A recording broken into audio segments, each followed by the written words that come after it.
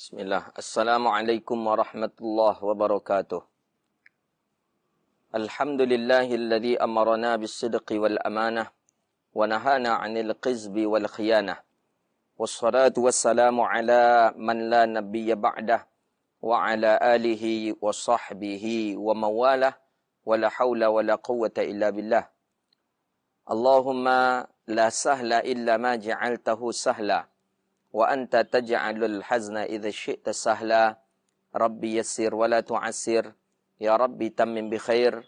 Allahumma arhamna bil Qur'an. Puja dan puji syukur kita kepada Allah.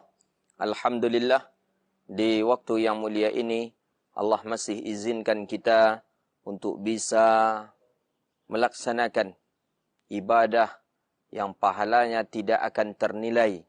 Langsung Allah yang membalasnya, yaitu pahala puasa di siang Ramadan. Kita bermohon kepada Allah, mudah-mudahan yang kita lakukan hari ini, mudah-mudahan dicatat sebagai amal ibadah oleh Allah Subhanahu wa taala dan bernilai pahala hendaknya. Amin ya rabbal alamin. Salawat dan salam kepada Nabi yang agung, Nabi yang mulia, Sayyidina Rasulullah Muhammad sallallahu alaihi wasallam. Allahumma salli wa sallim wa barik ala Sayyidina Muhammadin salatan tunjina biha min jami'il ahwali wal afat wa taqdi lana biha jami'il hajat wa tutahhiruna biha min jami'il zunubi was sayiat wa tarfa'una biha 'indaka 'ala darajat wa tuballighna biha aqsal ghayat min jami'il khairati fil hayati wa ba'dal mamat. Faya ayyuhal hadirun rahimakumullah. Kita kali ini membahas tentang kitab suci Al-Quran, fadilah membacanya. Satu nama Ramadan, dan itu terletak di dalam ayat berkenaan dengan nuzul Quran. Allah Subhanahu wa taala berfirman dalam Al-Quran, Syahrul Ramadan alladhi unzila fihi Al-Quran. Kitab yang mulia adalah Quran. Kitab yang paling agung adalah Quran. Tak ada yang bisa menerima Al-Quran. Dicoba menawarkan Quran ke gunung, gunung tak mampu. Ke benda-benda lain mati, hancur. Walau annal Quran sayyirat bihil jibali, au kuti'at bihil ard.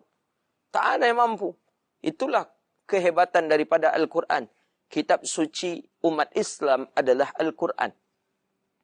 Maka, kalau ada hari ini orang yang mengaku dirinya Muslim, tapi belum bisa dia membaca Al-Quran, maka itu perlu kita pertanyakan tentang keislamannya.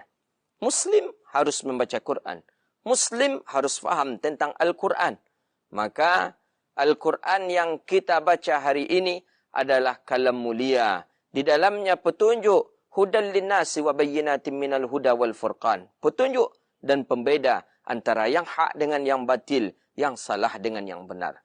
Maka kalau orang yang sudah menjadikan Al-Quran sebagai pedoman tujuan hidupnya, rambu-rambu Quran dia patuhi, sering dia tengok undang-undang dalam Al-Quran, sering dia tengok panduan hidup dalam Al-Quran, dakhalal jannah, maka orang itu masuk surga. Tapi wa man ja'ala khalfahu, siapa yang menjadikan Al-Quran itu belakangnya, di Quran halal, dia haram. Di dalam Quran haram, dia halalkan. Berbeda antara tujuan kehidupannya dengan Quran. Berbeda panduan kehidupannya dengan Al-Quran. Saqahu ilan nar. Maka orang itu akan dilemparkan ke dalam neraka Allah Subhanahu wa ta'ala. Maka oleh karena itu, ayuhal ahibatul kiram, Quran adalah solusi daripada kehidupan kita. Maka tak ada ruginya seseorang menjadikan Al-Quran sebagai pedoman hidupnya. Pertama, yang ia dapat adalah kasih sayang daripada Allah. Yang kedua, yang ia dapat adalah pahala daripada Allah Subhanahu wa taala. Besar pahala membaca Al-Quran. Di dalam hadis, di dalam riwayatnya Imam At-Tirmizi, hadis dirawikan oleh Imam Tirmizi, riwayat daripada Abdullah ibn Mas'ud radhiyallahu taala anhu. Hadis Nabi Yunus sallallahu alaihi wasallam menjelaskan, kata baginda Nabi sallallahu alaihi wasallam, man ja'al al-Quran, dalam hadis Nabi, man qara al-Quran ja'alahu likulli harfin 'asharatin hasanah asharati amsalha atau kama qala Nabi sallallahu alaihi wasallam, fala takul alif lam mim harfan, alif harf, lam harf, mim harf. Kata Nabi sallallahu alaihi wasallam, bacalah Quran, bahawa sesungguhnya membaca Quran itu akan dilipat gandakan setiap hurufnya 10 kebaikan.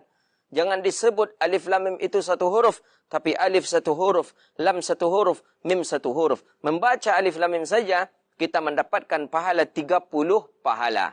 Alif lam mim saja.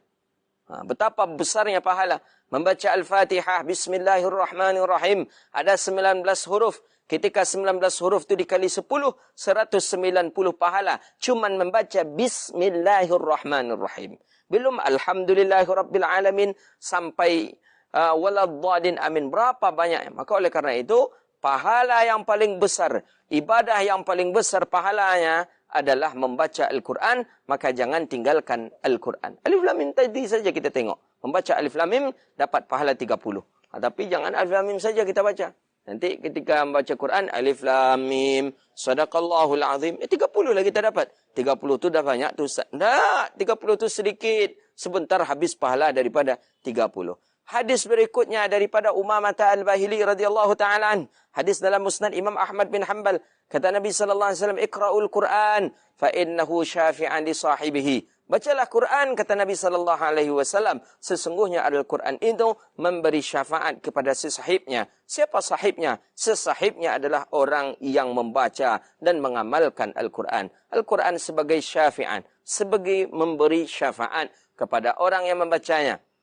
Syafaat ketika dia hidup di dunia, Allah mudahkan rezekinya, Allah mudahkan kehidupannya. Syafaat di hari akhirat nanti, dia dapat masuk ke dalam surga Allah, kuburnya pun akan diterangkan dengan berkat Al-Quran. Mudah-mudahan kita bisa membaca Al-Quran, bisa mengkhatamkan Al-Quran, dan mudah-mudahan anak-anak kita, generasi kita pun menjadi generasi ahli Al-Quran. Amin ya rabbal alamin. Demikian, subhanakallahumma wa bihamdika, asyhadu an la ilaha illa anta astaghfiruka wa atubu ilaih. Wassalamualaikum warahmatullahi wabarakatuh.